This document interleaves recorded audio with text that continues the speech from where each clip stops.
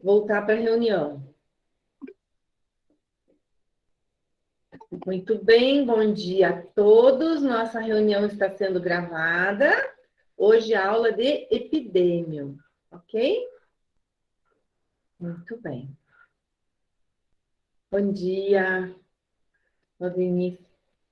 Que tal ontem, gente? Aula de anatomia. Deixa eu perguntar ao pessoal que estava na anatomia ontem. Gostaram do laboratório? Estava bom, Gabi? Primeiro dia de laboratório deles, gente. Primeiro dia de laboratório, tudo de bom, né? Alguns alunos era o primeiro dia. Como eu estou no segundo período, já tinha ido em outras aulas. Ah, tinha ido dar uma passeadinha já lá na anatomia, né? Ah, daí é bom, legal. Mas é bem bom, né?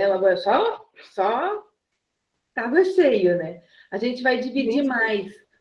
Eu já falei com a coordenação e a gente vai colocar mais um professor, tá? Então vão ser 3 professores para poder dividir bem a turma, porque é muito grande, né? Sim, anatomia, aula de anatomia tem muitos cursos junto. Isso que não foi, acho que nem metade, eu acho, viu? Não, foi. Eu tenho, na minha lista, eu tenho 87. Aí tinha 73, quer dizer, Ah, não, foi bastante. foi bastante. Mas mesmo assim, né? 73 tem que dividir em 3 grupos, pelo menos, porque senão fica muita gente. Mas a gente vai dividir daí. Vai tá, eu já conversei lá na secretaria, já conversei na coordenação, já está tudo certo. Ah, eu vou perguntar, já que está conversando aqui. Muita gente ficou na dúvida, na próxima aula vai ser online mesmo, né? A próxima aula é online. Uhum. Eu vou passar as datas no grupo lá das aulas práticas. Tá bom. Tá bom? Mas a próxima é online. Depois eu passo no grupo daí da anatomia. Tá bom? Belezinha. Nora, como é que tá a parte da epidemia? Estava meio preocupada na semana passada, né? Então, tô lendo bastante, estou estudando Uhum. bastante, né? Conseguiu abrir o material? Consegui, consegui. Uhum. Mas é só os desafios mesmo, né? Que eu acho assim que tá meio que a gente tem que conversar sobre eles, porque a Tá. resposta que eles nos dão Uhum. Só um pouquinho, gente. não parece que não tem nada a ver com.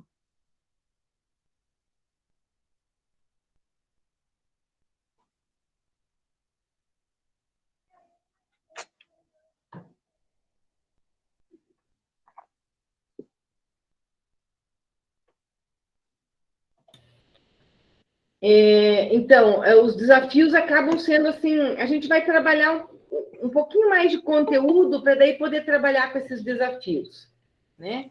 Então, a gente está bem no início. Assim, eu também já falei isso lá na secretaria, porque como são eles que colocam o conteúdo, o que aconteceu? Já na primeira aula, eles colocaram um conteúdo, né? Então, a primeira aula é a aula inaugural, que a gente vai apresentar plano de aula, plano de curso. Então, assim, eles estão num conteúdo aqui, a gente está um pouquinho, né, um pouquinho para baixo no conteúdo na aula. Então, eu estou sempre uma aula atrás. Mas como a gente tem tempo, por exemplo, hoje eu já vou pegar um conteúdinho extra, então a gente vai devagarzinho, vai igualando no que está com eles, mas a gente não tem pressa. A gente tem o semestre inteiro para igualar e dar o conteúdo sem pressa, de forma que vocês entendam, né? Então, assim, e os desafios não tem problema. A gente vai trabalhar esses desafios na semana de revisão de prova, a gente vai lá, a gente tem uma semana que não tem conteúdo, é só revisão. Então, a gente aproveita, trabalha esses desafios, a gente faz uma série de atividades para vocês poderem, né, ter a resposta, né? Mas, assim, dúvidas está conseguiu acessar o conteúdo. Sim, tá tudo certinho. Quanto a isso, não tem problema. A minha preocupação maior seria essa mesmo, né, professora? É aquilo que eu falei. Você escreve, você pesquisa sobre o desafio e de repente lá vem uma resposta Totalmente completamente diferente. diferente daquela que. E daí você pensa, nossa, eu tô perdida. Não tenho raciocínio nenhum, Eu vi as respostas que eles colocam lá. entendeu? E isso é preocupante, né? Lógico. Uhum. E daí também, na aula de hoje, a semana de hoje, está liberado um vídeo de revisão das aulas anteriores, mas esse vídeo não é da nossa disciplina, tá? Então não adianta nem abrir lá, que o vídeo veio trocado também, então não adianta. Né? É duro que a gente fica meio engessada, mas não tem problema. A gente vai trabalhando o que eles estão mandando, né? Mas tudo bem? Qualquer coisa, gente, se tiverem dúvidas, se tiverem problemas, entrem em contato comigo. Prof, não consegui entender tal ponto. A gente volta, a gente fala de outro jeito, a gente muda, né? Não tem problema. Falem, abram seus corações. Tá bom? Pode deixar, eu vou abrir mesmo. Beleza, mas é para estar lá mesmo. Bom, Tá bom. eu vou compartilhar a tela aqui com vocês. Só um pouquinho.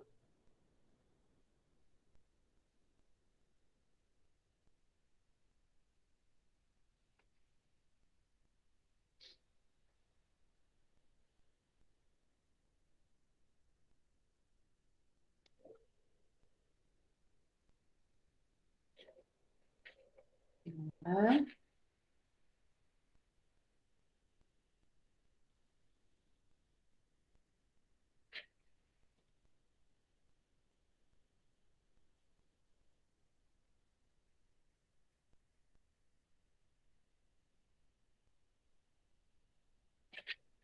Bom, gente, é assim, ó. A aula de hoje, ela é uma introdução num tema que a gente vai falar muito, muito, muito.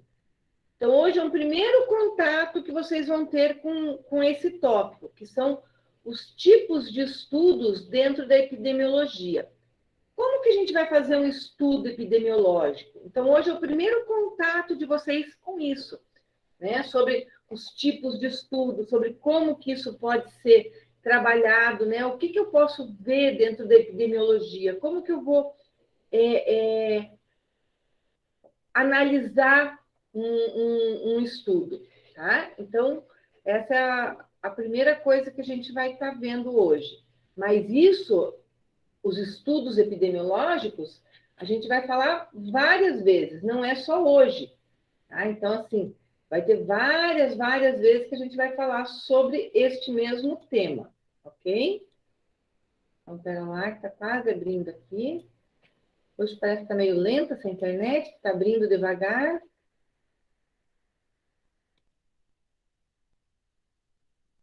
Não, lá.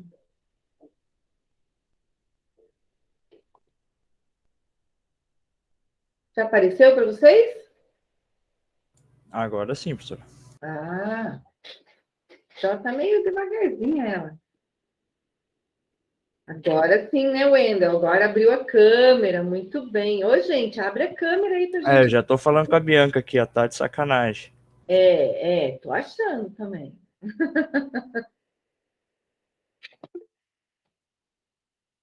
Vamos lá. Então, estudos epidemiológicos. Cadê o Felipe?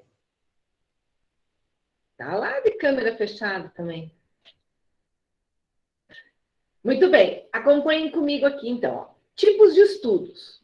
Os estudos epidemiológicos podem ser classificados como observacionais ou experimentais, onde ambas as classificações possuem tipos de estudos em sua categoria. Então, a categoria básica é observacional ou experimental. Dentro desses dois, eu vou abrir um leque, ok? Então, dentro desses dois tipos, tem várias outras mudanças, vários outros tipos que a gente pode estudar. Então, ó, eu vou começar pelo de baixo, tá? Então, ó, estudos observacionais. Olha aqui, ó, são aqueles em que não há intervenção da doença. Então, ó, eu vou só observar, tá? Eu vou só observar. Eu não vou fazer... Vou grifar para você. Eu vou só observar, eu não vou fazer mais absolutamente nada. Tá? Eu não vou interferir. Eu posso até coletar dados, alguma coisa, mas eu não vou interferir, eu não vou mudar nada. Por exemplo, Quando a gente vai lá e olha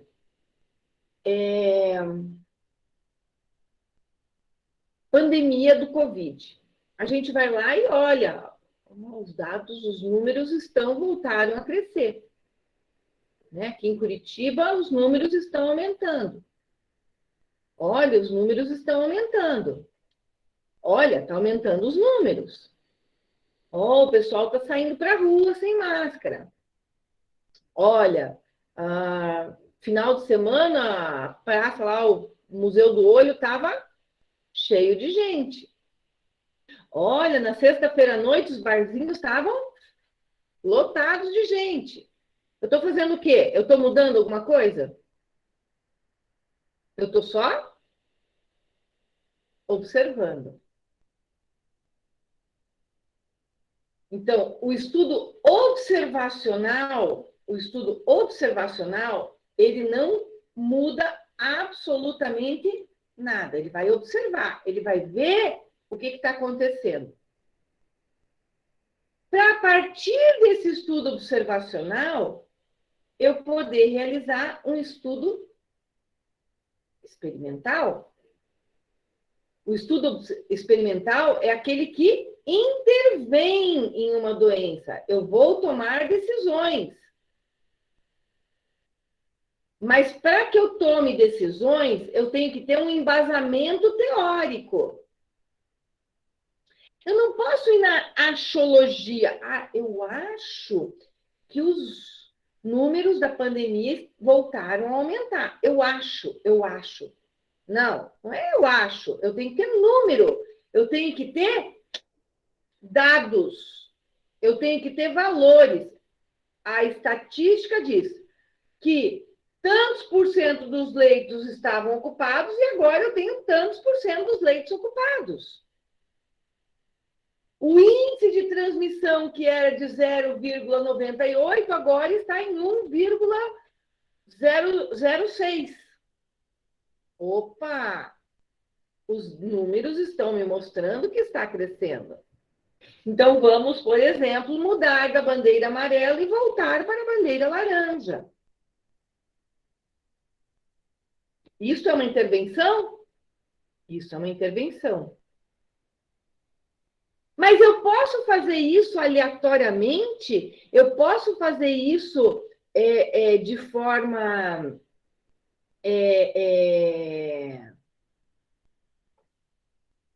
empírica na achologia? Não posso, porque eu posso estar cometendo um erro. Vejam, para a população, se eu acho que está aumentando. Eu acho que está aumentando. Então, vamos mudar para a bandeira vermelha. Vamos pular de cara para vermelha. Olha o impacto na economia. Eu acho não serve. Eu tenho que ter dados estatísticos que me comprovem isso. Então, o estudo observacional vai observar o que está acontecendo e vai tirar parâmetros em cima disso. E o estudo experimental é aquele que vai colocar o dedinho lá na ferida para poder resolver o problema. Mas ele tem que ser embasado num estudo observacional. Ele tem que ser embasado numa coleta de dados. Primeiro eu vou olhar e vou coletar os dados, depois eu vou agir. Não é assim que funciona? Isso é epidemiologia. Primeiro observa, primeiro olha, primeiro coleta os dados e depois vai ter uma ação. É lógica isso, não é? Muito bem. Acompanhem comigo o slide. Estudos experimentais são aqueles que intervêm em uma doença, cuja finalidade, ainda que como tentativa, é influenciar os determinantes da doença, melhorando a saúde da população. São exemplos as atuações para a redução da exposição da população à patologia ou o impedimento do progresso da doença, como ensaios clínicos randomizados ou comunitários. Então, gente ainda vai ver o que é um estudo randomizado, o que é um estudo comunitário. Vamos falar disso daqui a pouco, ok? Já a gente vai falar disso tudo. Já os estudos observacionais são aqueles em que não há intervenção na doença, por isso são chamados de observacionais. É possível analisar, medir e discutir o comportamento natural da doença sem que haja intervenção, permitindo assim conhecer as variáveis envolvidas no processo. Vai observar e vai coletar esses dados. Beleza? Olhem lá. Então, existem diversas formas aqui da gente fazer os estudos. A gente vai falar um pouquinho de cada um deles depois, na sequência. Agora, só para vocês verem quais são os tipos. Então, eu tenho aqui, ó, os estudos experimentais, ó, que são aqueles em que existe uma intervenção, e os estudos observacionais, que são aqueles onde não existe uma intervenção, vai só olhar. Então, olha lá. Ensaio clínico randomizado controlado. Tá? Então,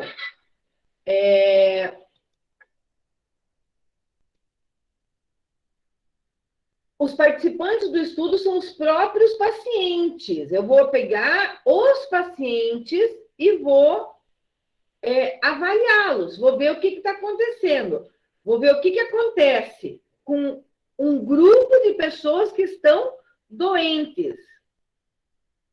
Tá? Eu vou pegar os próprios pacientes para ver o que está acontecendo.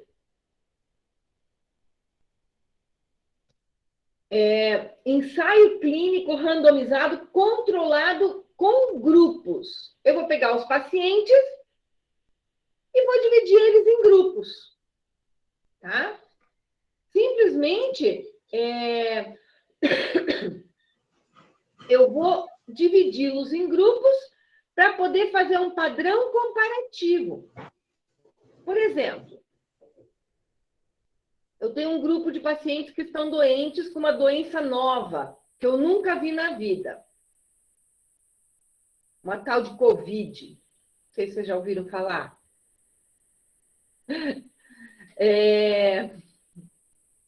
Aí eu pego lá um grupo de... Bem isso, né, Angela? Nunca ouvi falar. Nesses últimos tempos, então, esses últimos 2 anos aí. Então, olha só. Eu pego um grupo e eu vou tratar com um medicamento X. E o outro grupo eu vou tratar com o medicamento Y. E vou ver qual grupo responde melhor.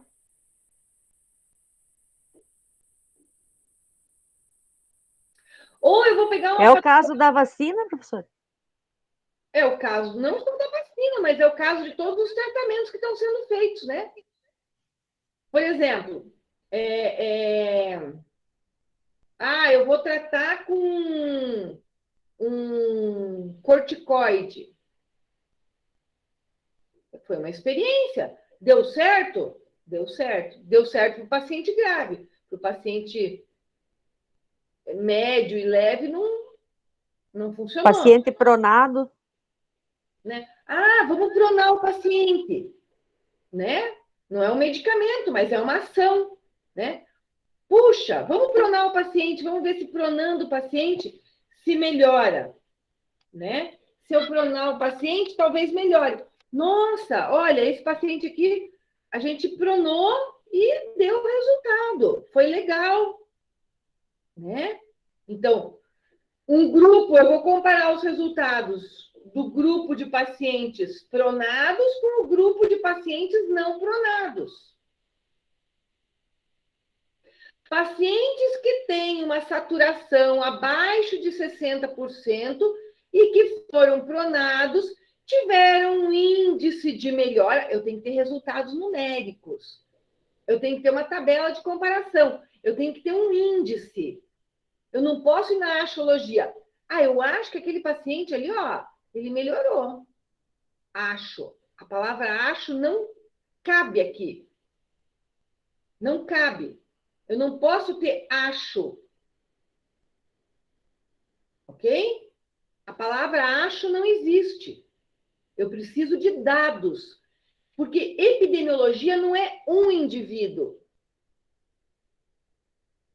Um indivíduo pode melhorar.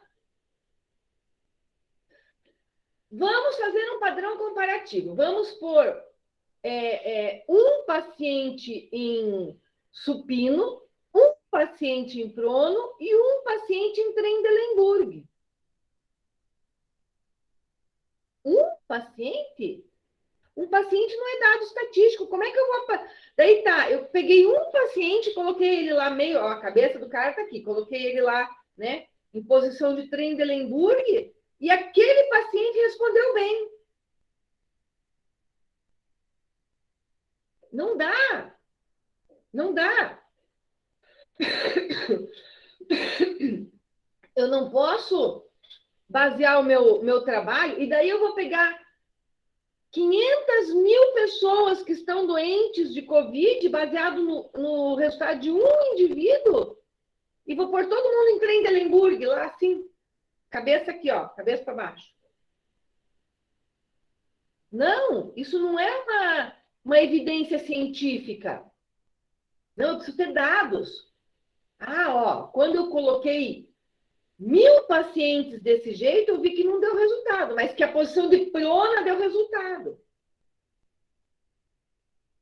Então, os estudos, eles vão pegar, por exemplo, eu posso pegar só um grupo de pacientes, daí eu tenho um ensaio clínico randomizado controlado. Estou fazendo controle daqueles pacientes. Agora, eu posso pegar, por exemplo, grupos. Se eu pegar grupos,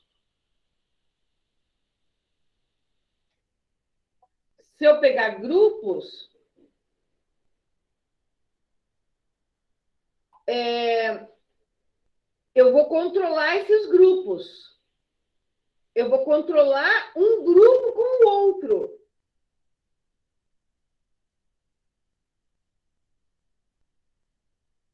Tá? Então, eu vou fazer esse padrão comparativo. Um pouquinho, gente.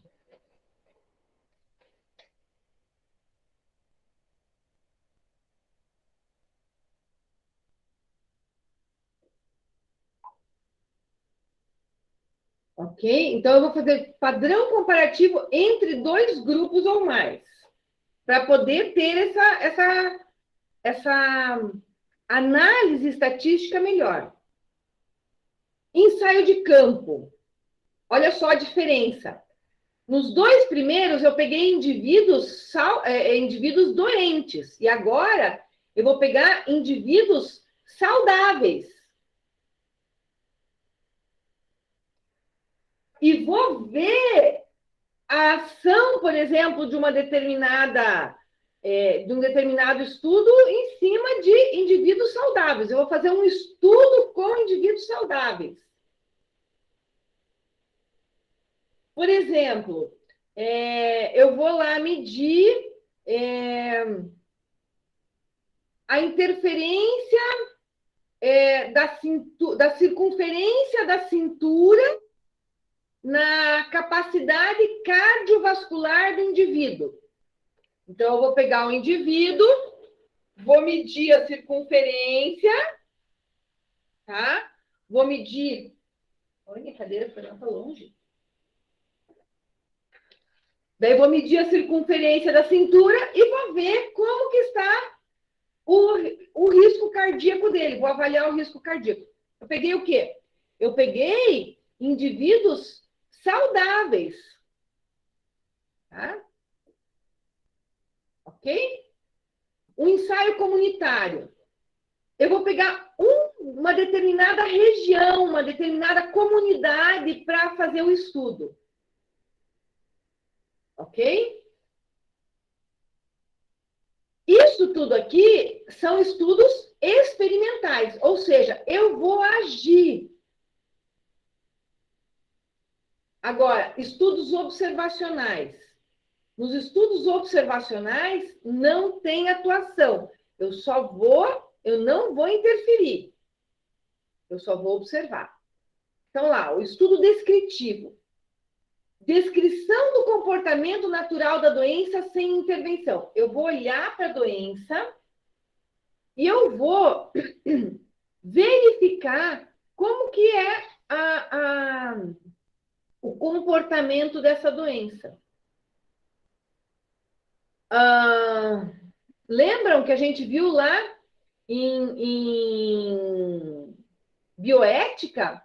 A gente viu aquele trabalho que foi feito com os negros na cidade, lá em Tuskegee, que eles fizeram a observação da sífilis, lembram? Bioética, professora? Bioética. Não, nós não tivemos com você bioética. Foi a turma da noite que teve comigo. Foi com a Alessandra. Então, esse trabalho a gente não fez. Eu fiquei, bioética? Eu fiquei pensando. Não, vou contar a história para vocês, porque Então, tem os calouros também, que os calouros não participaram. Olha só. Teve uma cidade nos Estados Unidos. Vou abrir um slide aqui para vocês. Só um pouquinho. Olha lá.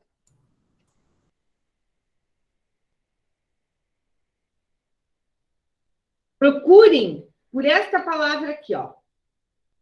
Tá? Tuskegee. A pronúncia eu sempre erro, não dá nada, gente. Mas a escrita tá certa. Letra maiúscula aqui, porque é o nome de uma cidade. Tá? Então, olha o que aconteceu nessa cidade. Era uma cidade extremamente pobre, tá? Extremamente pobre. E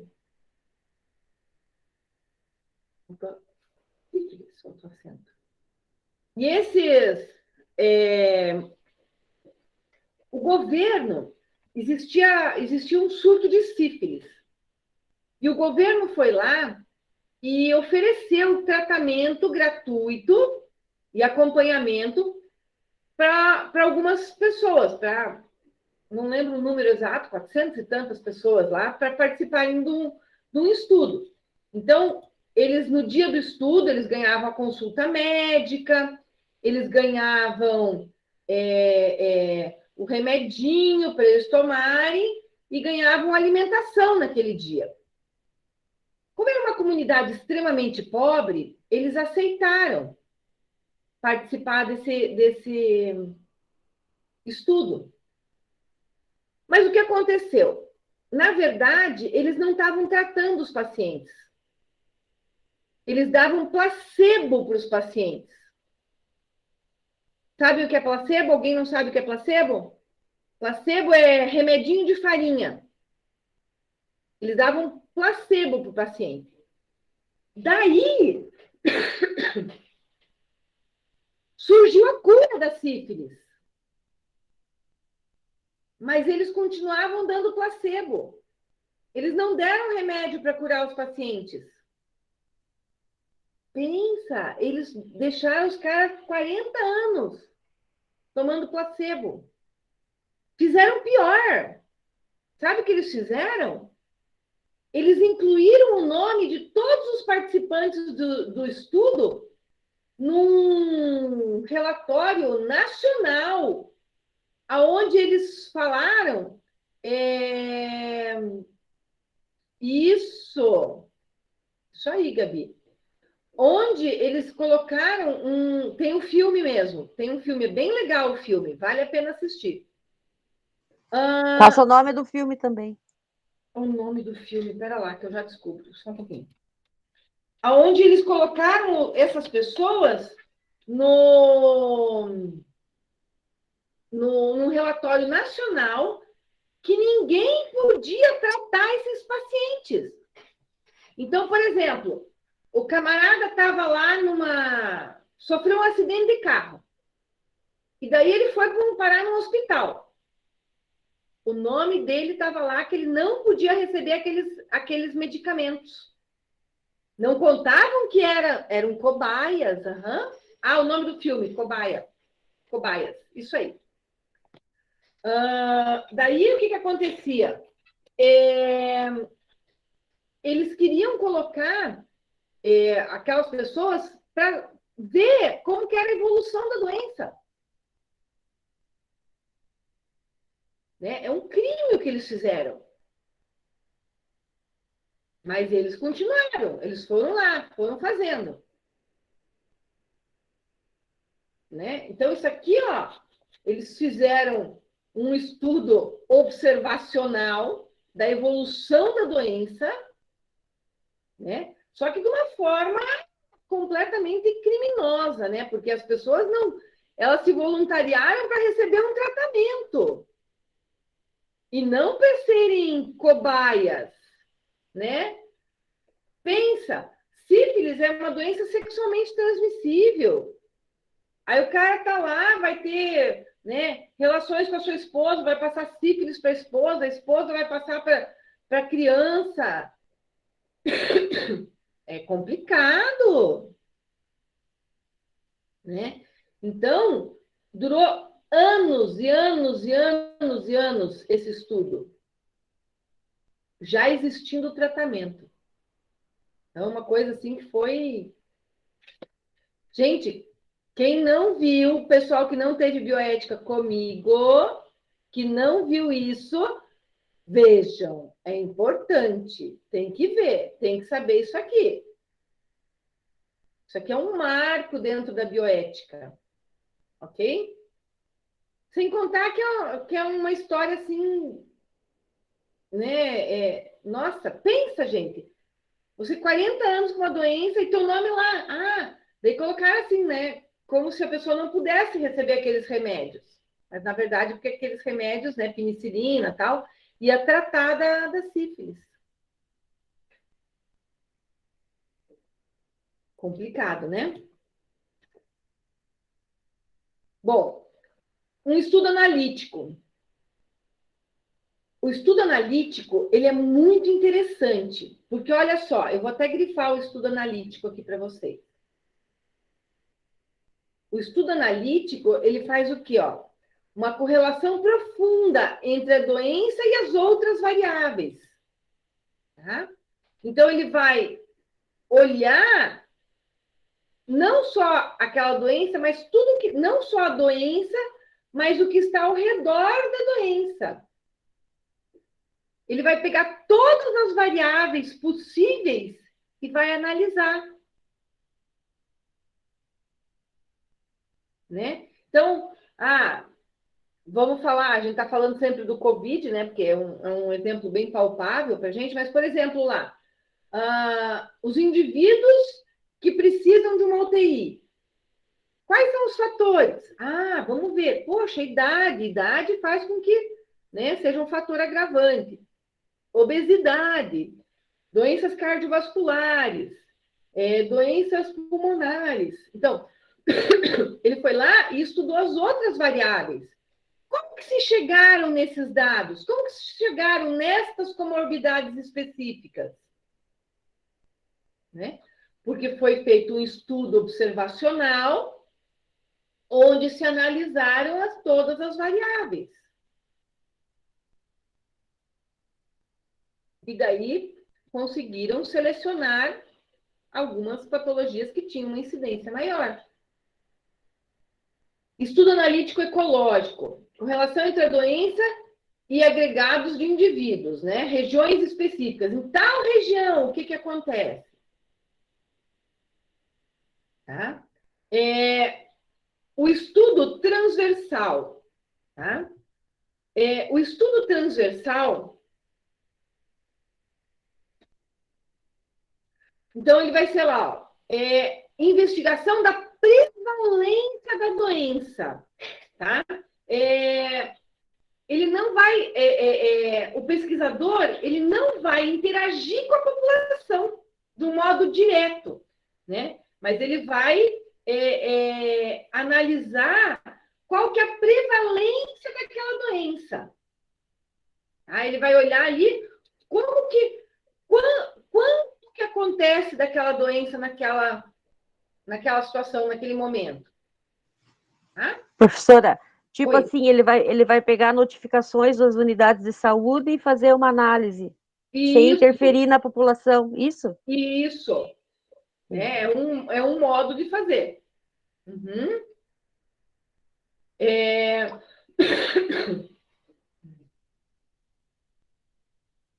Então, olha aqui.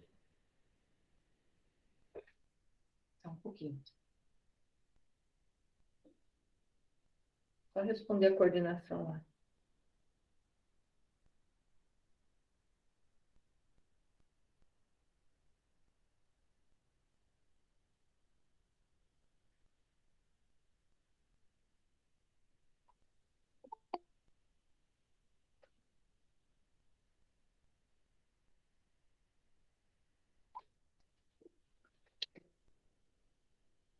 Respondi para a coordenação, estou em aula.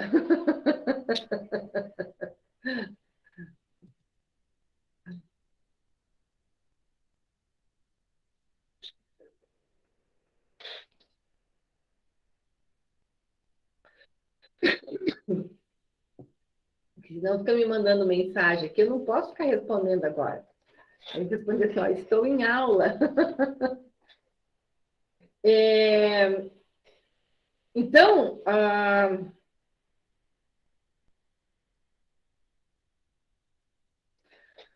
quando eu vou ver, por exemplo, um estudo transversal, né, o que eu quero saber?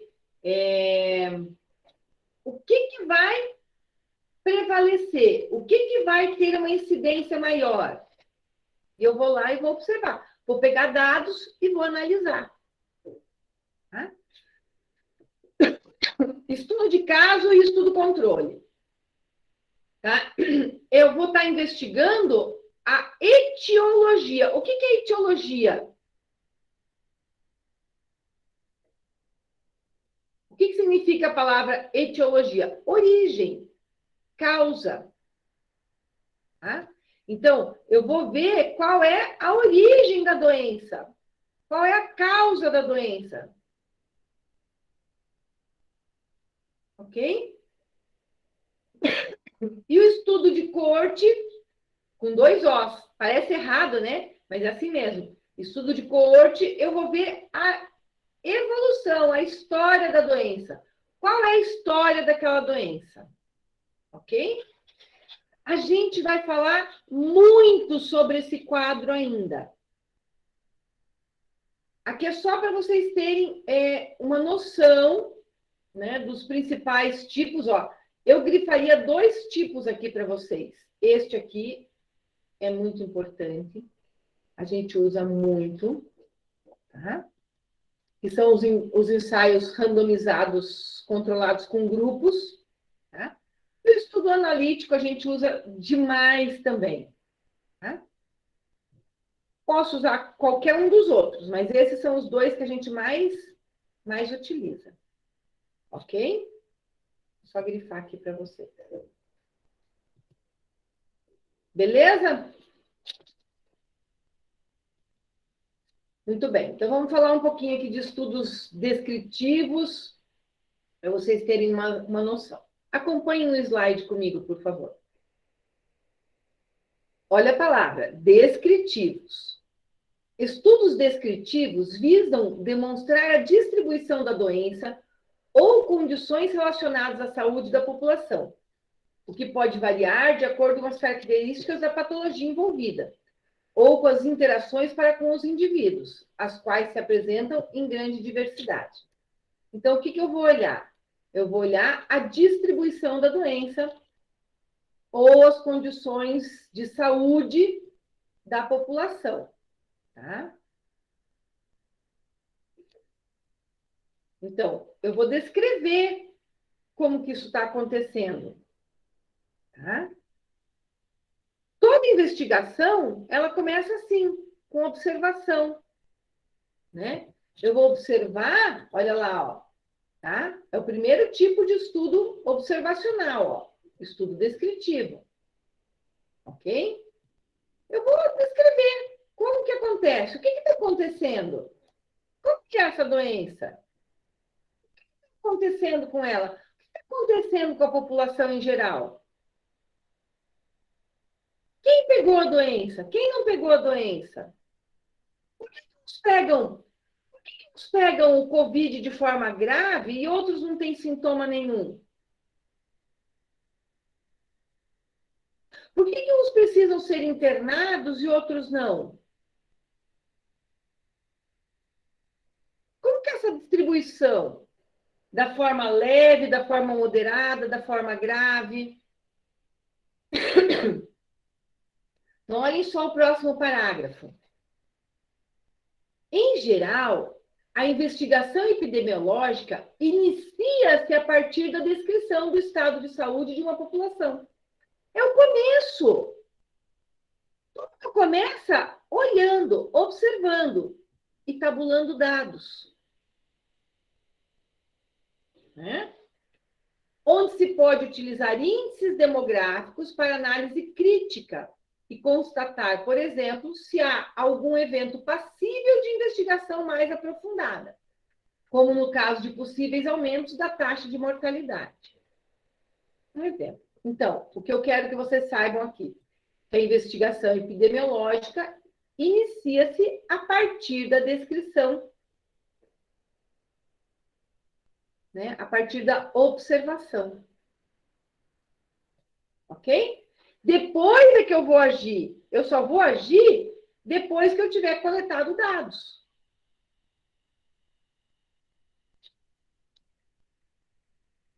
Acompanhem comigo.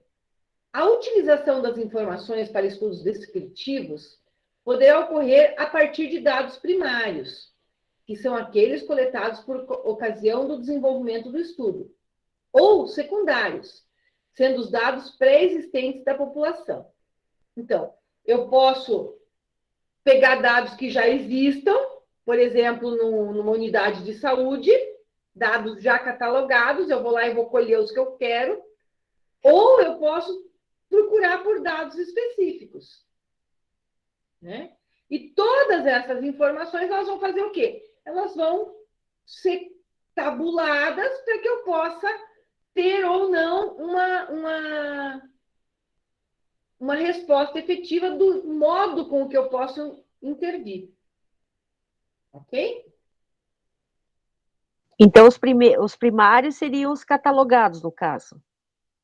Aqui assim, ó, os dados primários são os que eu vou coletar pelo estudo. Tá? Sim. São os pelo estudo. Ó, o grifado de vermelhinho. E os secundários são os que eu já tenho da população. Então, por exemplo, os da... que eu posso ter, por exemplo, na unidade de saúde, ó. Tá. Tá?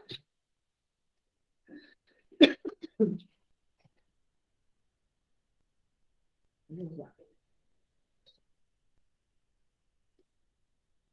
Aplicações da epidemiologia descritiva. Ao longo da história da humanidade, houve epidemias que assolaram o planeta. Podemos citar como exemplos a peste bubônica, a varíola, a cólera, a gripe espanhola, entre outras que causaram milhões de mortes ao redor do mundo. Muitas das doenças que já foram uma grande ameaça à saúde da população global, hoje são doenças erradicadas ou controladas, né? Como no caso da varíola. Isso tudo devido a ações de saúde pública, como as campanhas de vacinação em massa. Não preciso nem dizer que a gente está vivendo isso nesse momento. Né? Então, não existe um melhor exemplo para tudo isso do que o que a gente está vivendo. A H1N1 era uma epidemia, não era uma pandemia. Né? Vamos lembrar a definição, a diferença, a gente viu na aula passada. Wendel, diga lá para nós, diferença de epidemia e pandemia.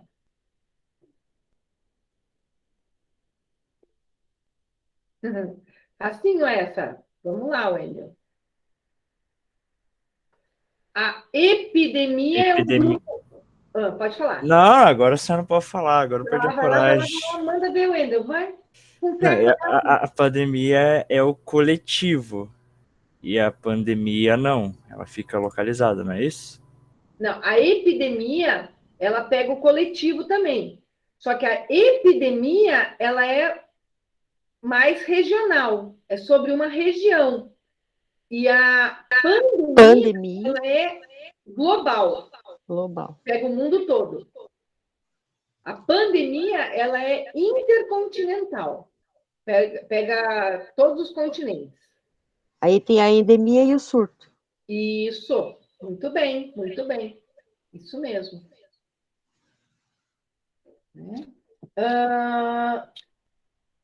Então, vamos lá. Temos como exemplo o sarampo, uma doença causada por vírus, né, que apresenta sintomas como febre, tosse, coriza, conjuntivite, irritação, dores de garganta e manchas vermelhas pelo corpo. É transmissível pelas vias respiratórias, por gotículas salivares, contato com a pele, parto ou amamentação.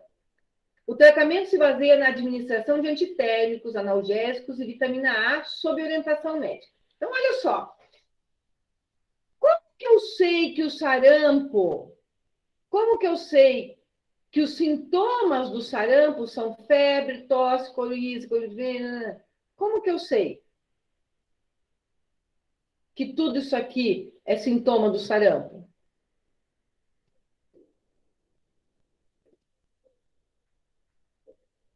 Através da observação?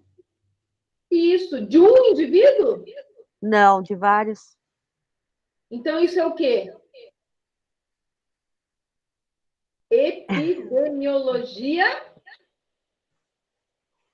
descritiva. Percebe?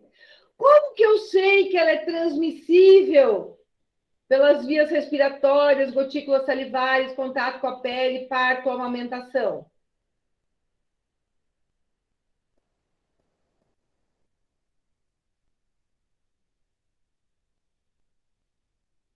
Como que eu sei que o método de transmissão é esse?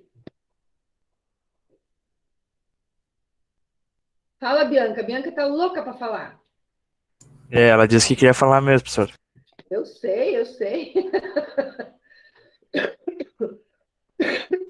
Ô, professora, o Wendel ficou mandando figurinha engraçada pra mim rir na aula. Que mentira! É verdade. É observacional? Isso, porque é observacional. Delatei ele.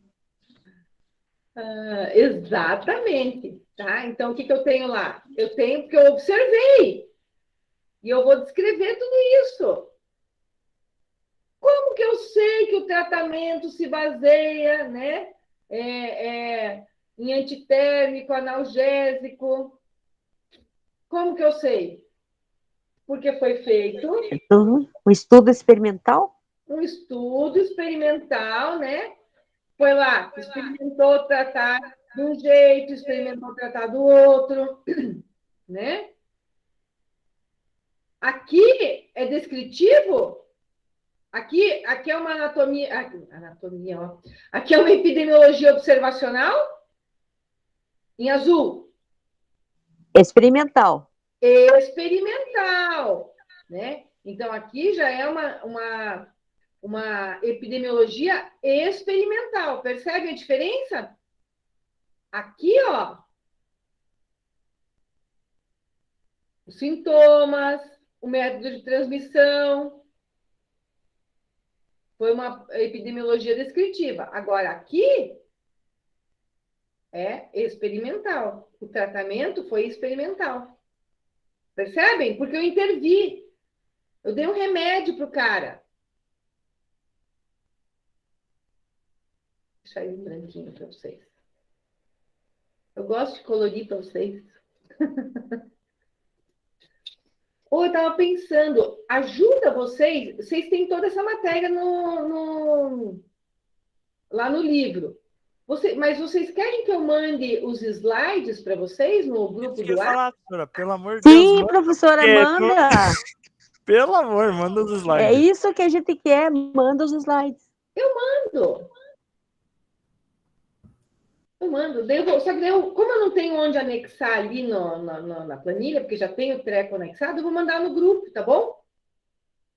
Todo mundo tá no grupo? Alguém tá de fora do grupo ainda de epidemia? Não, Não. eu acho que tá todo mundo lá. Tá todo mundo. Porque no grupo da anatomia tem gente de fora ainda, viu, Gabi? Ontem tinha uma menina perguntando lá. Bom, vamos lá.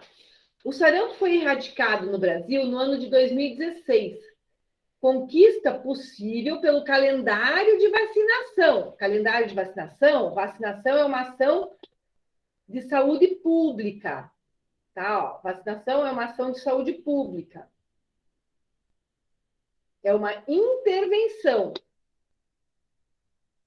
do Ministério da Saúde, que incluiu 2 doses de vacina para a prevenção ao sarampo e outros vírus, a tríplice viral, que é administrada aos 12 meses de idade e a tetraviral aos 15 meses de idade.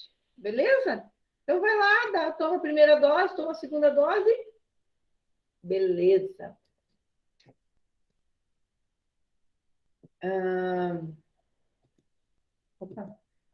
Contudo, olha só. Contudo, no ano de 2018, o Brasil, né, perdeu o certificado de erradicação da doença. Por quê, gente? Porque voltamos a ter novos casos. Porque teve gente que não quer tomar a doença, porque veio muitos imigrantes, por exemplo, lá da Venezuela, onde não existe um programa de vacinação. E também, professora, se verificou que muitas mães deixaram de vacinar seus filhos. Né? Aí começa aquela... Por isso que daí verificou-se que muitas mães não estavam vacinando seus filhos. O que foi feito de intervenção? Para entrar na escola... Tinha que ser vacinado. ser vacinado. Tem que apresentar a carteirinha de vacinação.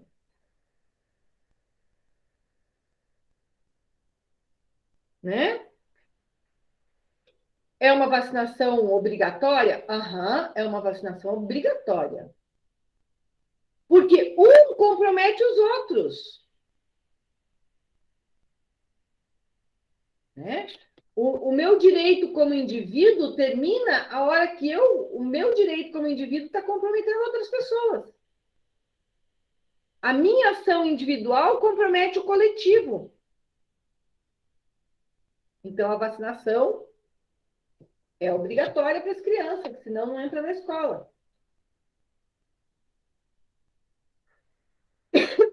A pandemia de Covid-19 é um outro exemplo que podemos citar. Uma doença que surgiu no final de 2019, ninguém sabe disso, né? No final de 2019, causada pelo vírus SARS-CoV-2, que apresenta como sintomas febre, tosse, fadiga, conjuntivite, dores de garganta e no corpo, diarreia, perda de olfato, perda de paladar. O tratamento ainda é incerto e, até o presente momento, não existe vacina certificada para a doença em questão. Hoje já existe, né? Então, hoje já tem. Tá? Então, até novembro não tinha, hoje nós já temos vacina, graças a Deus.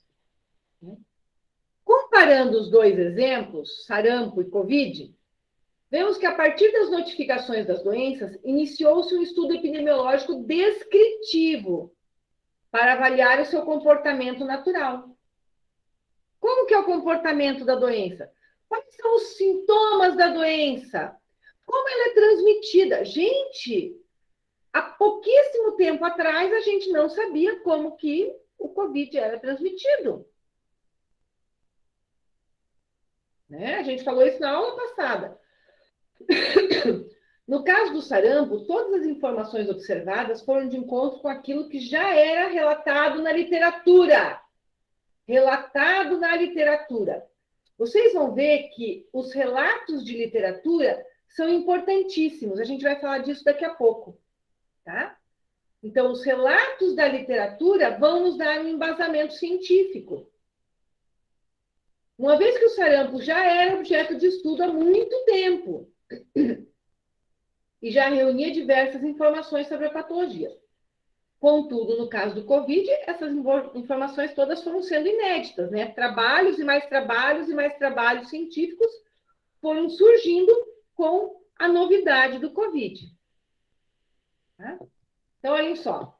A partir Então, no caso do sarampo, professora, daí era uma intervenção de estudo de caso controle, porque pegava a origem para estudar, né? Na verdade, do sarampo, por que surgiu o surto? Foi lá e foi ver, procurar as causas, procurar a etiologia, né? Justamente. Aplicações de epidemiologia. A partir de um estudo descritivo, uma investigação epidemiológica poderá estar observando o comportamento de uma doença já estudada, onde se tem informações sobre a patologia, o tratamento, a cura e a prevenção. Em outro cenário, as observações dos estudos poderão apontar para uma doença ainda não conhecida pela ciência, né? Ou seja, desprovida de qualquer informação a respeito, gerando um grande desafio para a compreensão e futura intervenção frente à doença. Né? Então, no caso do sarampo, vai pegar o que já se tem, que é uma doença super conhecida, e vai intervir. Vai descobrir os porquês que está acontecendo tudo isso, mais fácil, né? Porque já se conhece. E no caso do Covid, não, tem que partir da base. Ok? Vamos lá, então. Aplicações de epidemiologia descritiva. As informações coletadas por ocasião do estudo descritivo servirão como base para atribuir os efeitos a uma doença já relatada na literatura, ou para conhecer o comportamento de uma doença nova, né? Então, se eu já conheço, eu vou ver o porquê que está tendo surto. Se eu não conheço, eu vou buscar o conhecimento para buscar um tratamento, buscar uma intervenção. Ok? Então, ó, no caso do sarampo, a investigação e a futura intervenção ficam facilitadas, por quê? Porque já existe literatura científica, já existem evidências científicas. No caso do Covid, isso não existe. Então, tem que se partir, né, daquela premissa de um estudo básico. Vai ter que ter uma complexidade maior nesse estudo, vai ter que ter um embasamento maior. Ok? Muito bem. Novo tópico. Distribuição das doenças. Acompanhem comigo o slide, por favor. A distribuição das doenças na população pode ser avaliada de acordo com algumas características. Por exemplo, idade, sexo, etnia, ocupação, região, tempo, sazonalidade, entre outras. Cabe ressaltar que todas essas características não são isoladamente os determinantes causais da doença, devendo se compreender a interação entre todas as variáveis. Então, o sarampo, ele pega mais a criancinha ou pega mais o adulto?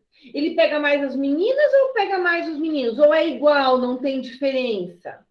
Existe uma determinada época do ano em que ocorre mais? É mais no verão? É mais no inverno? Né? Então, eu vou tentar entender como que essa doença se distribui sobre a população. Tá? Qual é a frequência que ela ocorre em determinada população? Né? E isso vai me ajudar também na intervenção. Entender.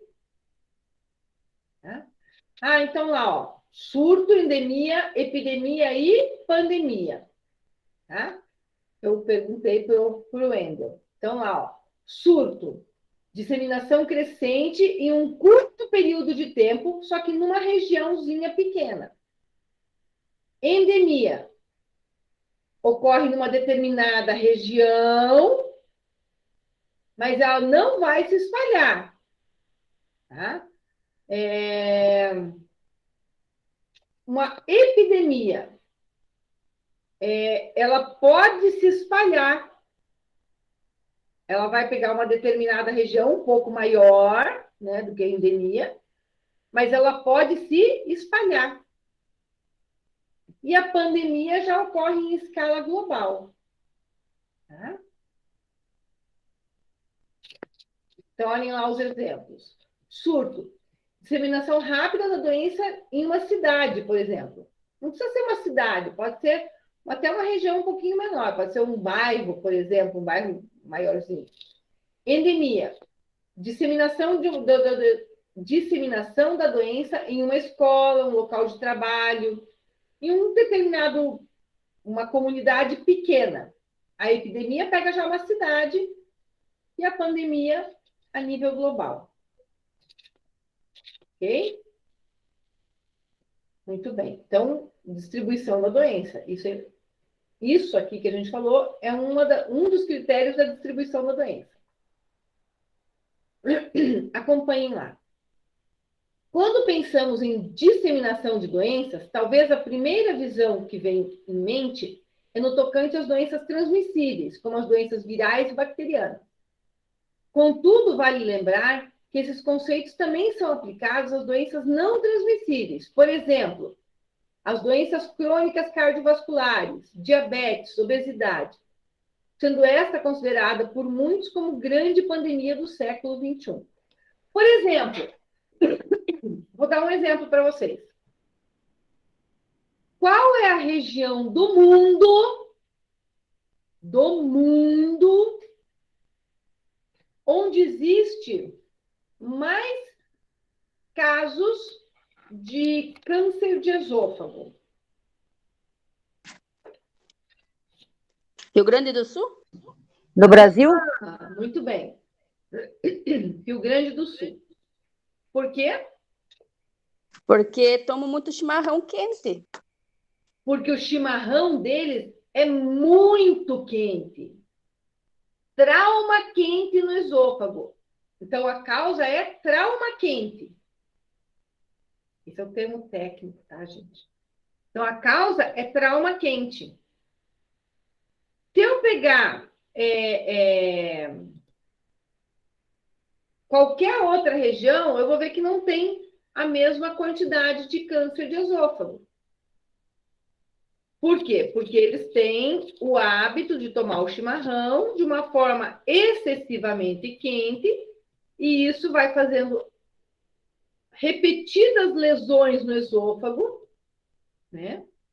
Então, o esôfago não dói, a gente vai lá, vai puxar lá o chimarrão, engole, já passa direto, né? Já vai lá queimar. Se queimasse a boca, a gente ia sentir, não ia engolir aquele negócio quente daquele jeito. Né? Mas o que acontece? A gente acaba se excedendo e toma aquele chimarrão muito quente.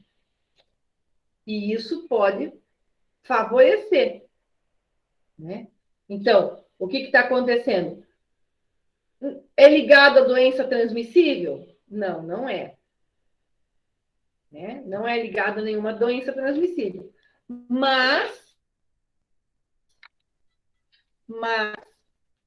pode interferir.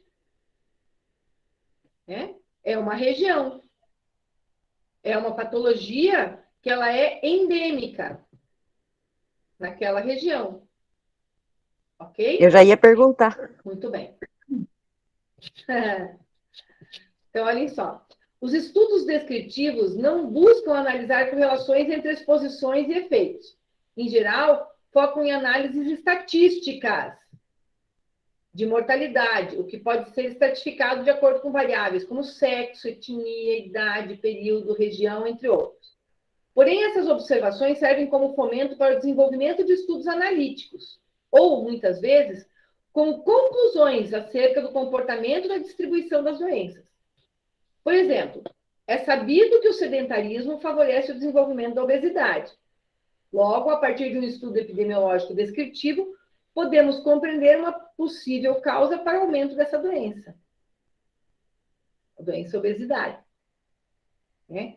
Então, como eu sei que o sedentarismo favorece a obesidade?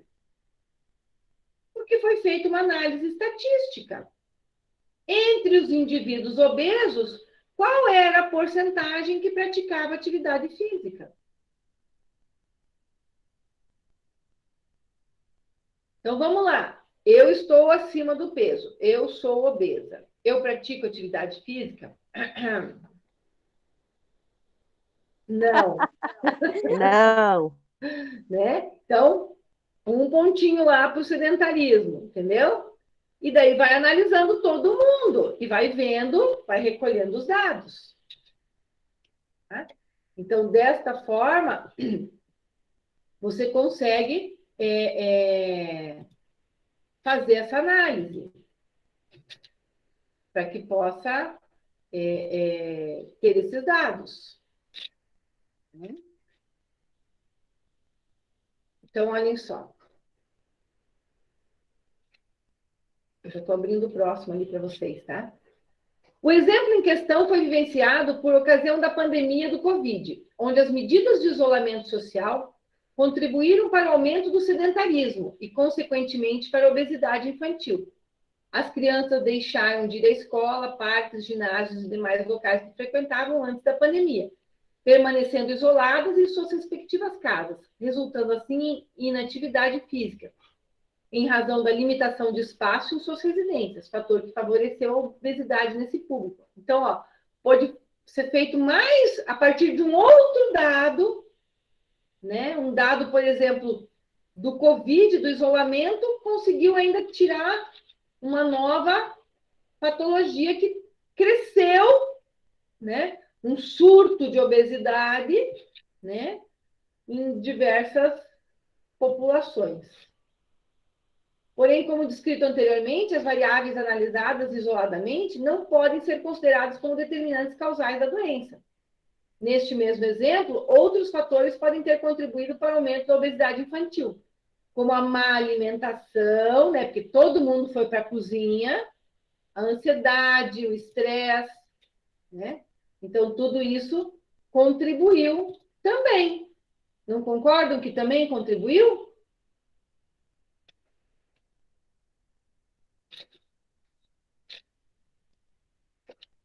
Então, olhem lá.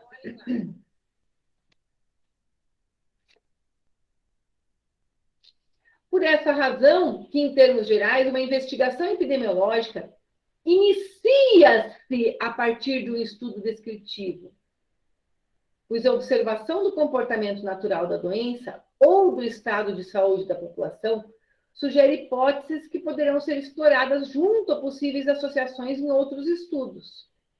Mesmo assim, os dados obtidos pela epidemiologia descritiva já elucidam em grande parte o que se investiga, subsidiando assim o planejamento estratégico para intervenções através das políticas públicas de saúde. Então, ó, lembrar que o estudo de investigação epidemiológica, ele é só a pontinha do iceberg. Ele é só o começo do estudo. Né? Eu vou grifar aqui para vocês.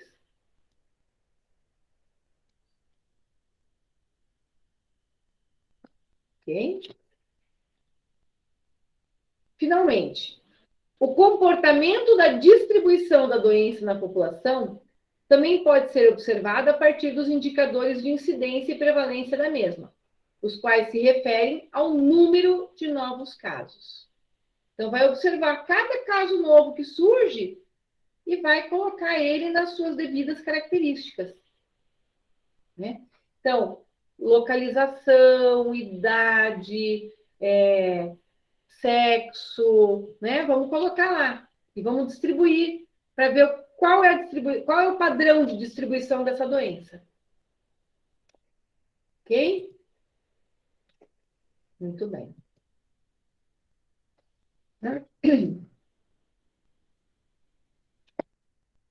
Eu vou um pouquinho mais longe, tá, gente? Não terminou ainda. Deixa eu só abrir aqui para vocês.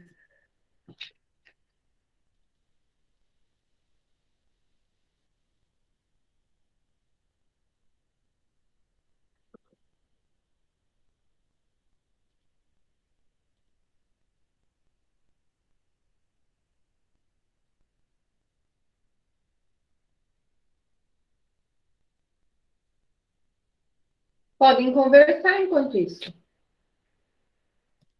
Bianca já me delatou já, não tô mais falando com ela, não.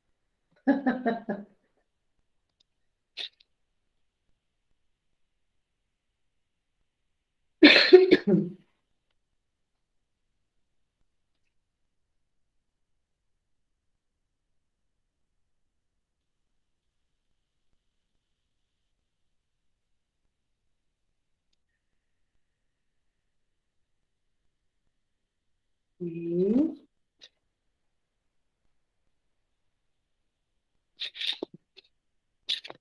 Professora, posso fazer uma pergunta? Deve? A prova da matéria, eles vão fazer ou a senhora vai fazer? Não sei. Putz. Não tenho essa informação ainda. Mas, porém, todavia, contudo, entretanto, a minha revisão será baseada na prova, Ah, entendi. tá? Olha lá, o Jefferson já entrou em choque ali, professora. Eu não sei, porque assim, o conteúdo quem está passando são eles, entendeu? Eu não tenho, eu fico bem assim, ó, de mãos atadas quanto a isso, né? Então, mas se eles fizerem a prova, eu vou fazer uma revisão baseada na prova, em cima da prova, porque a revisão é minha daí. Hein, prof? Mas o que a senhora está dando agora aí tá meio parecido mesmo que o que eles deram na matéria Isso deles lá. mesmo, é o conteúdo deles. Eu estou É que, passando para vocês, eu estou explicando para vocês o conteúdo deles. é que é o que a senhora falou no começo, né? Eles, tipo, eles colocam o exercício lá e estão uma semana na frente da aula que a senhora tá agora. Tipo, com a aula que a Aham, senhora tá agora, a gente responderia o que a gente teve que responder semana passada. Entendeu? aham. Por quê? Só Porque, que na daí mudou. verdade, por isso que a gente deu uma paradinha com aquilo. Mas por quê? Porque eles, na aula número 1, não podia ter conteúdo, eles já colocaram conteúdo. Mas eu já estou equivalendo, eu já estou chegando lá. Né? Então, assim, só que eu não estou com pressa de chegar lá, entendeu? Porque eu vou passar todo o conteúdo, mas eu vou passar com calma, não vou atropelar vocês. Né? Eu vou passar com calma.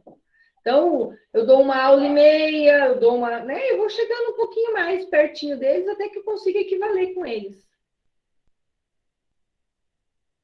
Né? Não tem pressa. O importante é aprender, e aprender tudo. Beleza?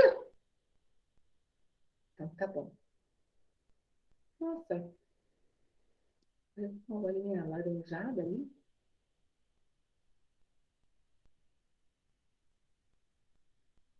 Tá.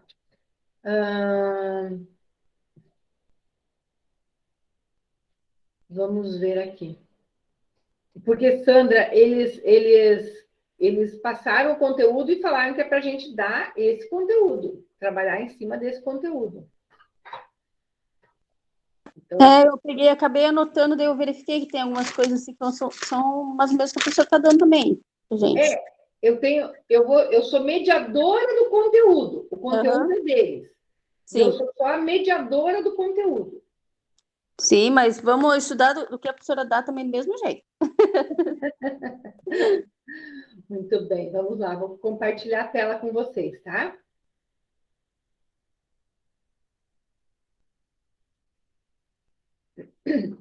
Então, agora, gente, falar um pouquinho. Já apareceu aí, não? Eu vou falar um pouquinho para vocês sobre a epidemiologia analítica, ok? Então, vamos lá.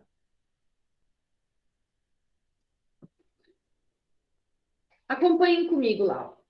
A epidemiologia é a ciência que estuda o processo saúde e doença na população, onde, dentre algumas de suas ferramentas, estão os estudos observacionais, que são aqueles que medem os efeitos, mas não intervêm nos mesmos. Né? Então, é o que a gente acabou de falar. Por exemplo, estudos descritivos, que se limitam a descrever a ocorrência natural da doença na população. E tem também os estudos analíticos, que aprofundam nas variáveis das doenças, ou do estado de saúde, e podem testar hipóteses, mas não pode intervir. Tá? Então, eu posso testar algumas hipóteses. Será que é porque... será que a obesidade infantil ela aumentou por causa do estresse ou aumentou por causa do sedentarismo? Será que o estresse... Não, a gente não pode comparar duas, né? A gente pode soltar uma hipótese assim. O sedentarismo é causa da obesidade infantil? O estresse é causa da obesidade infantil? Então, estou lançando hipóteses. Que daí a intervenção pode dizer se sim ou não. Tá? Então, estou dizendo aqui de novo que a epidemiologia começa com o estudo observacional. Dentre os estudos observacionais, eu tenho dois que são bem importantes: o descritivo e o analítico. O descritivo vai descrever tudo que vê, e o analítico vai analisar algumas variáveis. Então, vamos lá. Epidemiologia analítica. A epidemiologia descritiva observa a frequência e distribuição de eventos relacionados ao estado de saúde da população.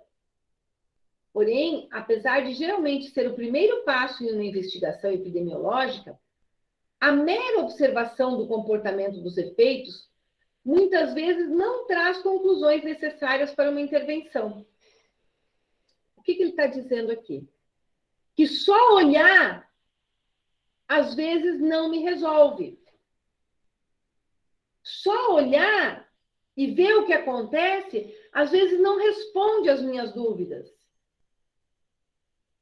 Às vezes eu preciso lançar uma pergunta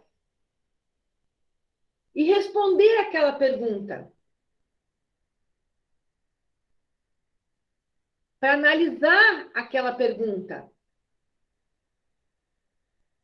Então, lá, a fim de complementar os estudos descritivos, que são os de cima, a epidemiologia analítica atua na formulação de testes de hipóteses, a partir da associação de fatores que envolvem a saúde e doença da população. Então, eu vou ver as variáveis. O que a epidemiologia analítica vai fazer? Ela vai estudar as variáveis.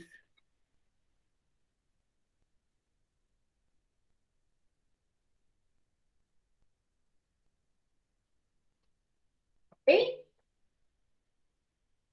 Ela vai estudar as variáveis para que eu possa ter uma resposta para as minhas hipóteses. Mas eu não estou fazendo uma intervenção. Eu estou estudando as variáveis para que possa intervir no futuro. Ok? Por exemplo, eu vou lá e eu faço um estudo, por exemplo, retrospectivo, em relação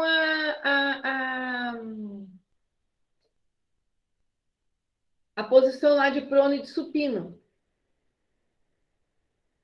Eu não estou agindo, eu não estou intervindo. Eu vou ver, eu vou lá. Puxa, então, né, tem essa hipótese lá da posição de prona.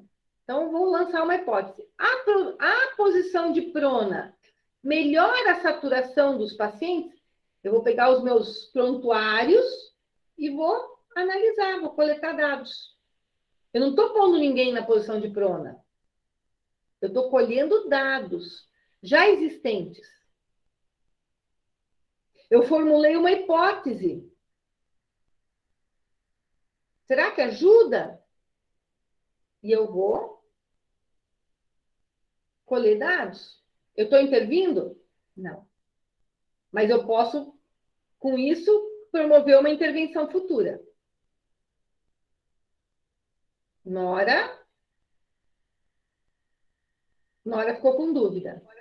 Estou vendo pela carinha dela. Não, tá tranquilo, eu entendi. Tranquilo? Uhum. Dentre os modelos de estudos observacionais, dificilmente uma investigação epidemiológica será concluída exclusivamente a partir de um estudo descritivo.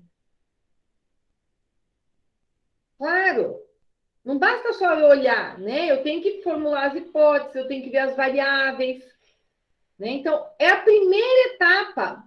O estudo descritivo é a primeira etapa. E depois eu vou partir para análise, para a parte analítica. Do quê? Das variáveis. Eu vou pegar uma doença e vou ver tudo que envolve aquela doença. Gente, quais são as variáveis para o infarto agudo do miocárdio?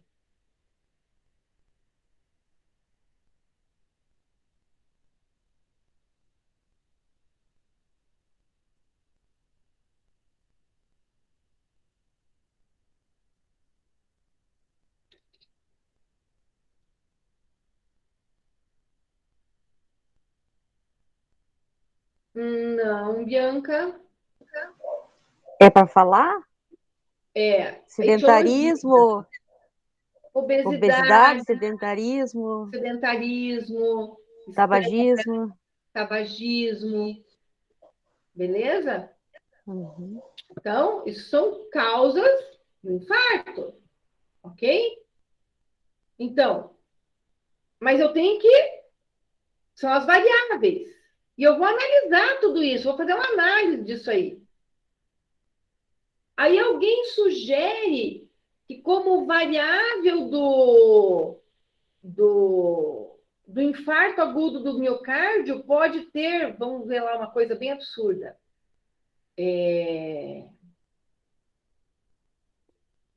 Altura, beleza, o Wendel sugeriu altura.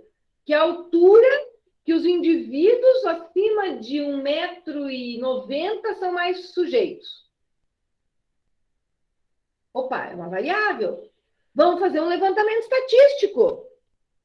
Vamos buscar os casos de pacientes que infartaram e vamos ver se a altura tinha ou não alguma relação. Entendeu? Ah, se foi positivo, opa, esse tipo de indivíduo talvez precise de um medicamento extra para impedir. E se foi negativo, beleza, não precisa fazer nenhuma intervenção. Ok? Então, começa com o estudo descritivo. Esse estudo, ele é fundamental, porque ele é a base. Se eu não souber o abecedário, eu não posso escrever. Então, o estudo descritivo é o abecedário. Ok? Exemplo de estudo descritivo.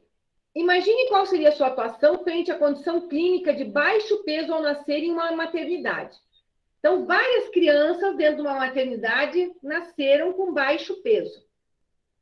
Se a epidemiologia descritiva observa a frequência e distribuição da doença, logo, no caso em questão, seria descrito qual é a frequência de baixo peso ao nascer.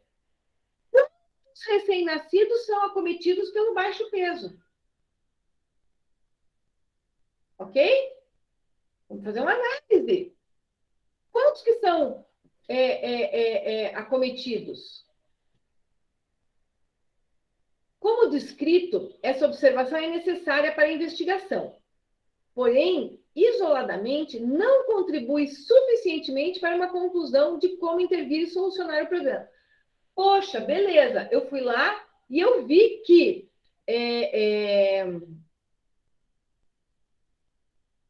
40% das crianças que nasceram nesta maternidade nasceram com baixo peso.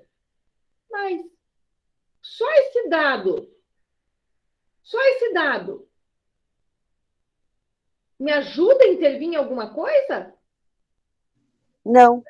Eu vou ter que procurar, por exemplo, a causa. Por que está acontecendo isso? Ah, isso está acontecendo porque esta maternidade se localiza numa região pobre, onde as mães são subnutridas. Essa maternidade foi instalada lá na Etiópia. Daí já não é mais 40%, né? Vamos jogar 90%. Tá? Que é um lugar paupérrimo que as próprias mães morrem, às vezes, de inanição. Mas vamos trazer para nós, vamos trazer para nós. É a mesma coisa. Eu vou ter que buscar a causa. Então, olhem lá. Como descrito, essa observação é necessária para a investigação. Porém, isoladamente, não contribui suficientemente para uma conclusão de como intervir e solucionar o problema. Sabemos qual é a frequência do baixo peso ao nascer, mas qual é a causa dessa condição clínica? Quais seriam os fatores de risco? Existe algum fator de proteção? Para que essas perguntas sejam respondidas, as variáveis precisam ser analisadas. Ó, as variáveis precisam ser analisadas. Ou seja, a epidemiologia analítica deverá entrar em cena. Então, a epidemiologia descritiva foi lá e viu. Nossa, existe uma grande incidência de crianças com baixo peso. Pronto, acabou a epidemiologia analítica. Descritiva, desculpem. Acabou a epidemiologia descritiva. Entra a analítica. Por quê? O que está acontecendo? Quais são as causas disso?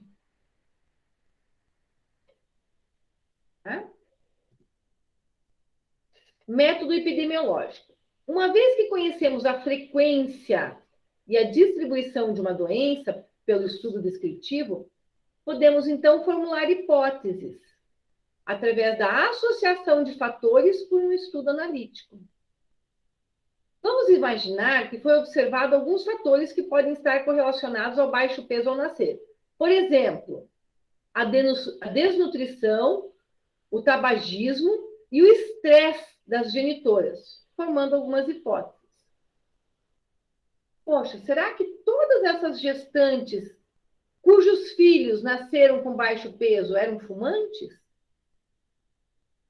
Qual a porcentagem delas era fumante? Qual a porcentagem delas que era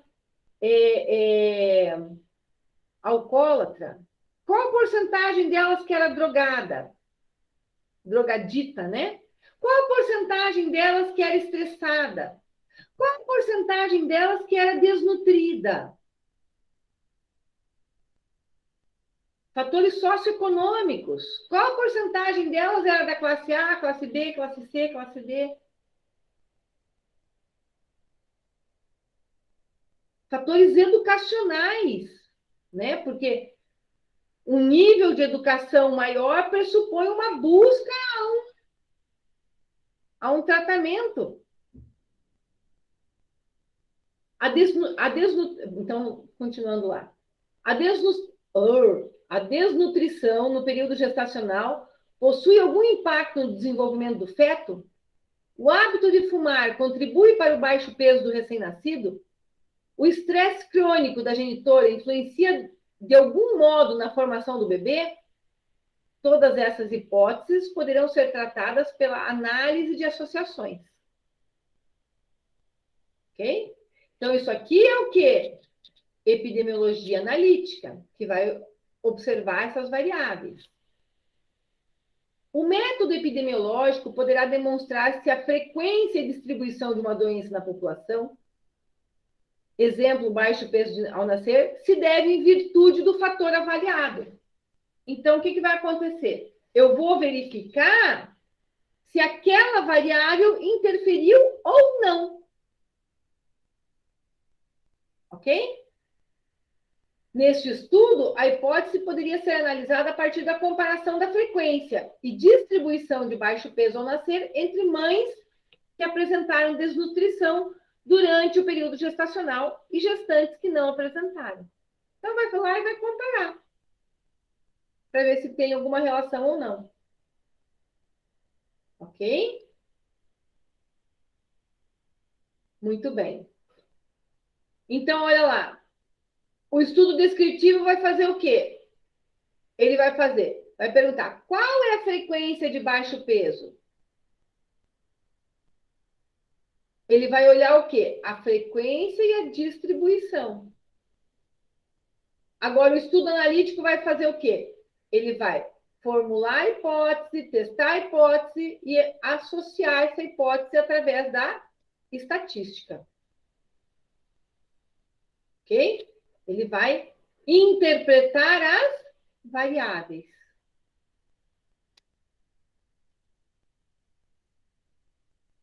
Isso aqui é importante quando vocês forem fazer um TCC de vocês, ó, critérios de seleção da população. Qual será a população alvo? Qual será a população que vocês vão estudar? Vocês vão estudar a população que tenha alguma característica que se relaciona com o objeto de estudo. Por exemplo, eu quero estudar a incidência de cardiopatias na população obesa. Então, todo o meu público obrigatoriamente tem que ser obeso. Concordam comigo? Eu não posso pegar o Wendel como modelo para o meu estudo, porque o Wendel é magrelo, né? Então, ele é magrinho, esbelto, elegante, né? Ele é lá todo elegante. Eu posso pôr ele no meu estudo de obesidade? Não posso. Ele não faz parte da minha população-alvo, né? Então, critérios para a seleção da população. Tá? Quando eu vou fazer um estudo analítico, eu tenho que ver quem pode e quem não pode fazer parte. Ok? Dentre os critérios avaliados estão os critérios de inclusão, exclusão e descontinuação. Tá? Para poder... Quando que eu incluo um paciente no meu estudo? Quando que eu excluo? E quando que eu elimino ele do meu estudo? Professor, e esse exemplo, estudo pode ser geográfico também?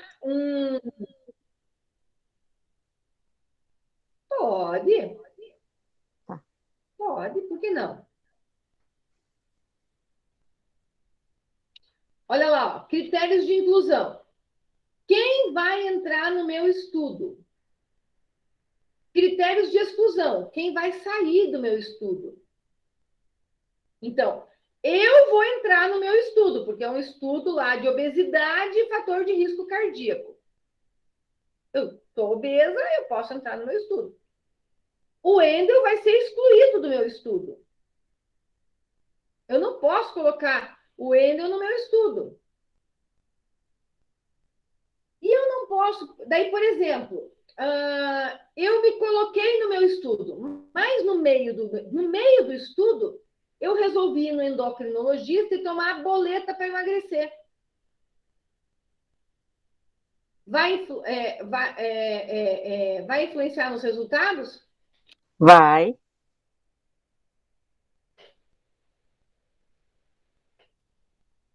Claro que vai, né, professor? Então, eu tenho, no meio do estudo, eu vou ser excluída. Aí você me inclui no teu lugar. Né? No meio do estudo, eu fui excluída. Por quê? Porque a condição que eu apresentei no meio do estudo pode interferir no resultado. Ok? Isso aqui é muito importante. Critérios de inclusão, exclusão e descontinuação. Vocês vão usar isso com 100% de certeza. Tá? Evidência científica. O que é uma evidência científica? Gente, eu vou pegar uma patologia e eu vou estudar aquela patologia. Eu vou pegar tudo que já existe na literatura. Evidência científica é exatamente isso. Ó, vou colocar aqui no título. O que já existe na literatura.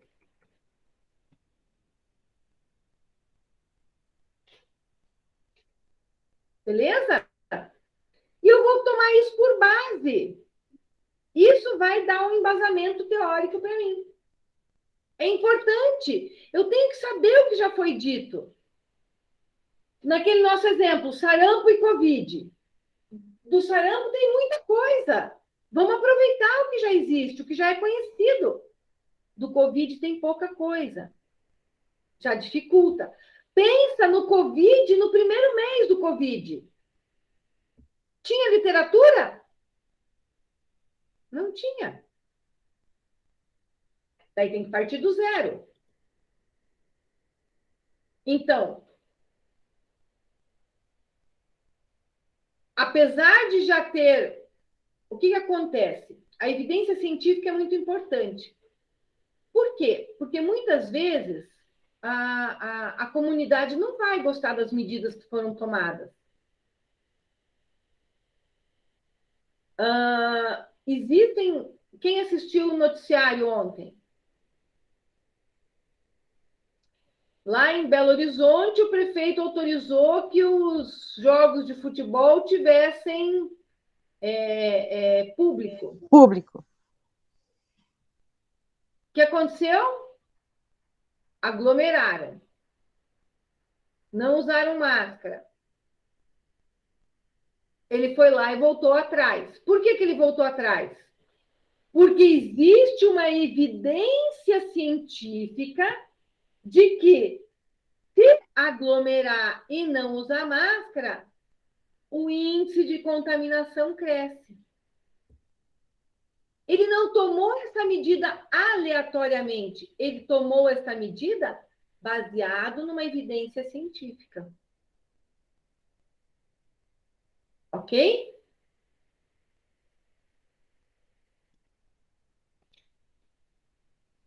Grau de recomendação.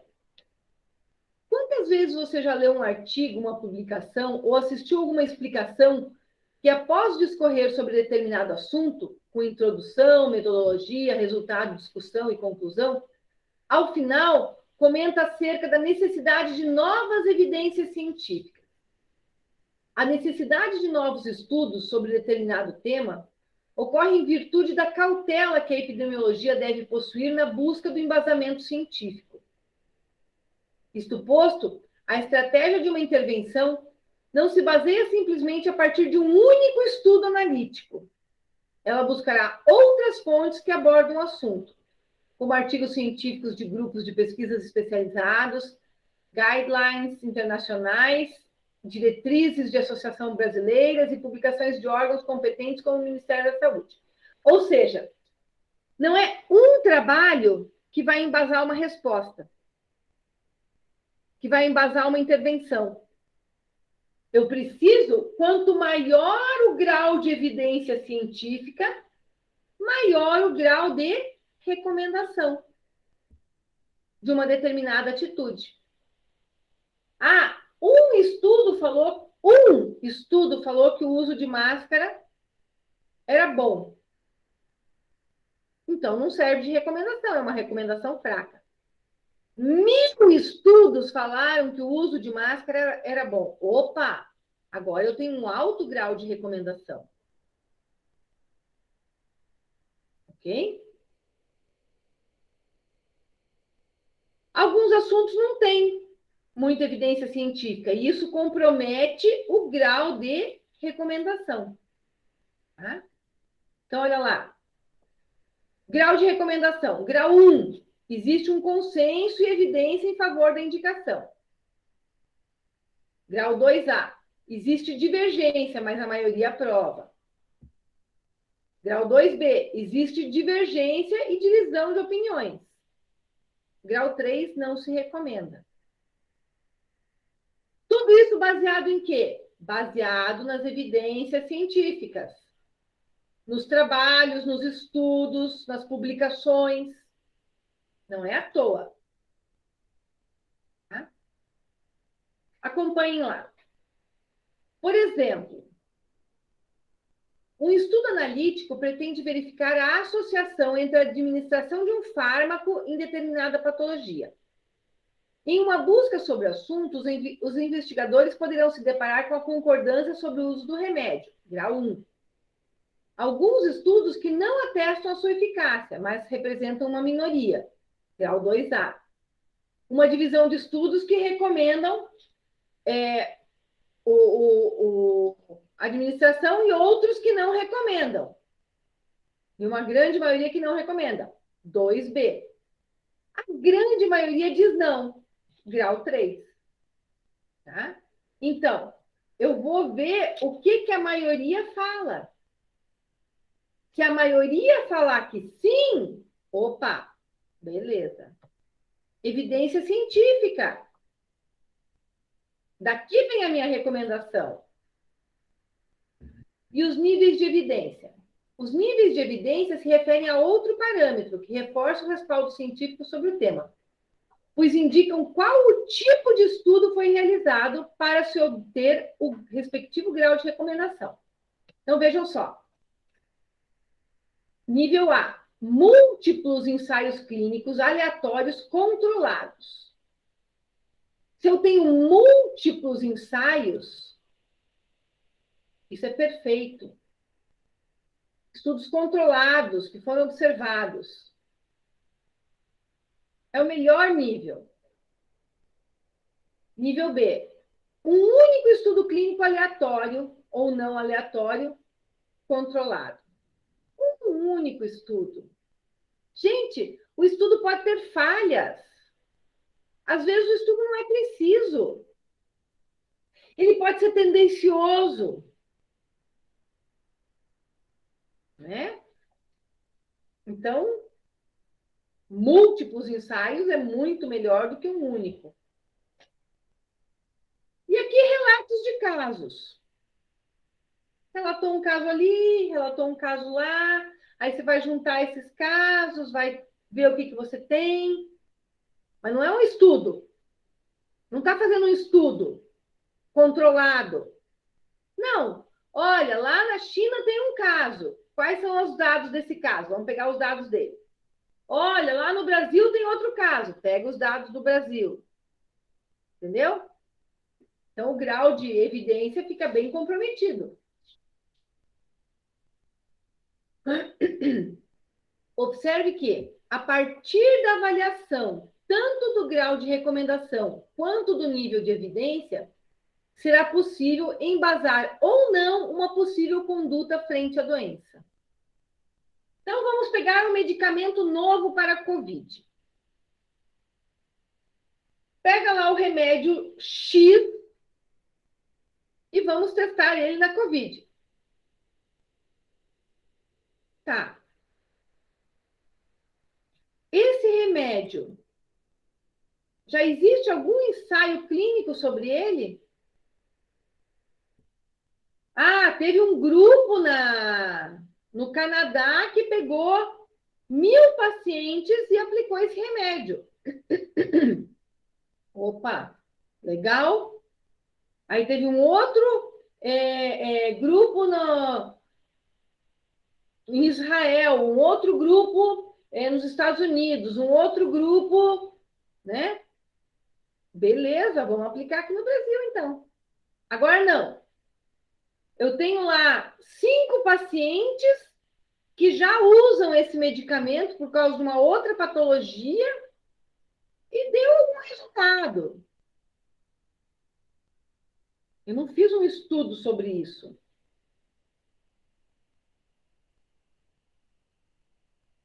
Né? Eu não fiz um estudo sobre isso. Então, é diferente. Então, o nível de evidência é baixo. Qual é o nível de evidência? A é o melhor. Tem muitos estudos. Tá? E qual é o meu grau de recomendação? Tá? A comunidade concorda ou a comunidade discorda? Compara os dois. Compara os dois para ver o que vai ser feito. Se o medicamento X vai ou não ser aplicado na população.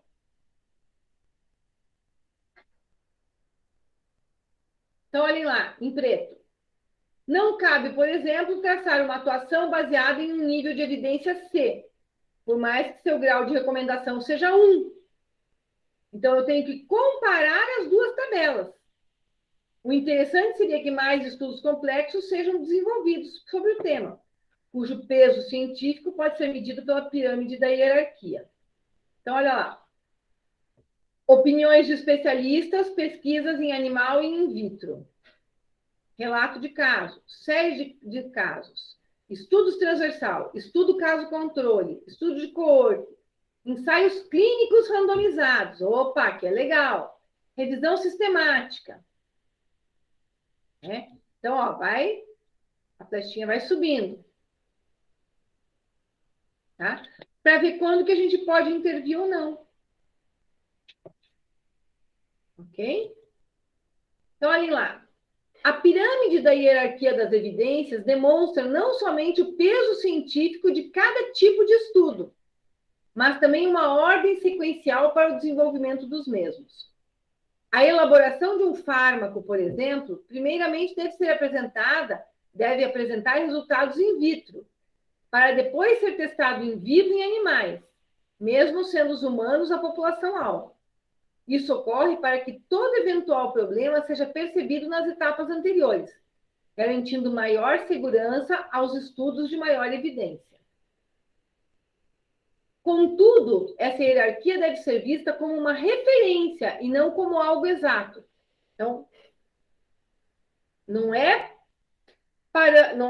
ponto, né? Pois os estudos sobre determinados temas são desenvolvidos por pesquisadores diferentes, em locais diferentes e em tempos diferentes. Logo, alguns estudos podem apresentar vícios, o que pode comprometer o seu resultado.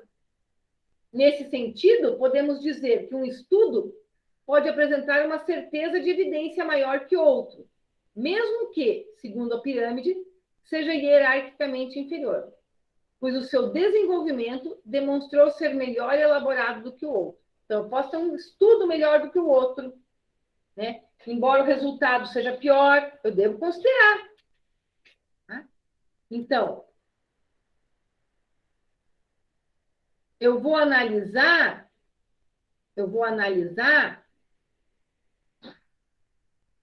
o que já existe na literatura. Quais foram os estudos que foram feitos? Como é aquele estudo?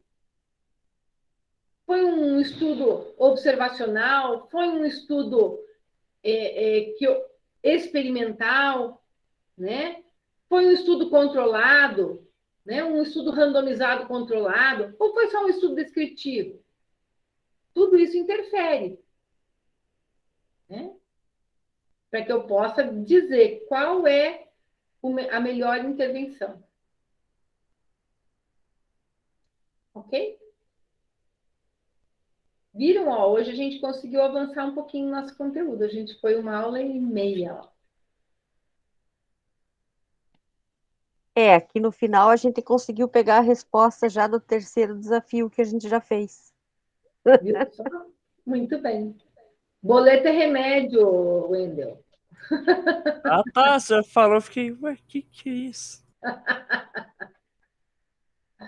A gente fala assim, remédio assim que não é o melhor caminho, entendeu? Qual é o melhor caminho para emagrecer? Ah, aquele atalho ali. Entendeu? Entendi.